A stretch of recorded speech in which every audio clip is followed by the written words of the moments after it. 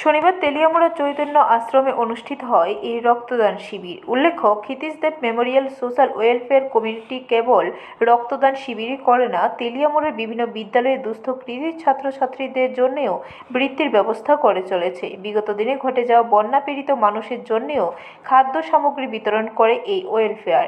2022 ইংরেজি সনে পথ চলা শুরু এই ওয়েলফেয়ার।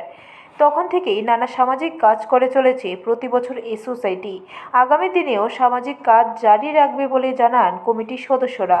এদিনে এই রক্তদান শিবিরে উপস্থিত ছিলেন কমিটির সভাপতি ক্ষীরোদদেব, সম্পাদক উত্তম ঘোষ, প্রয়াত ক্ষিতীশদেব তথা তৎকালীন তেলিয়ামুড়া নগর পঞ্চায়েতের প্রাক্তন ভাইস চেয়ারম্যানের পুত্র তথা রাজ্যের পরিচিতি আইনজীবী ভাস্কর দেব, ওনার স্ত্রী ও কমিটির অন্যান্য সদস্যরা।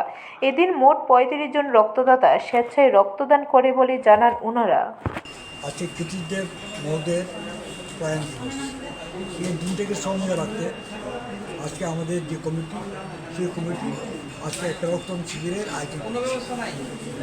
এই শিবিরে এখন পর্যন্ত 30-35 জন ডোনার রক্ত দিতে সম্মতি স্বীকার করছে।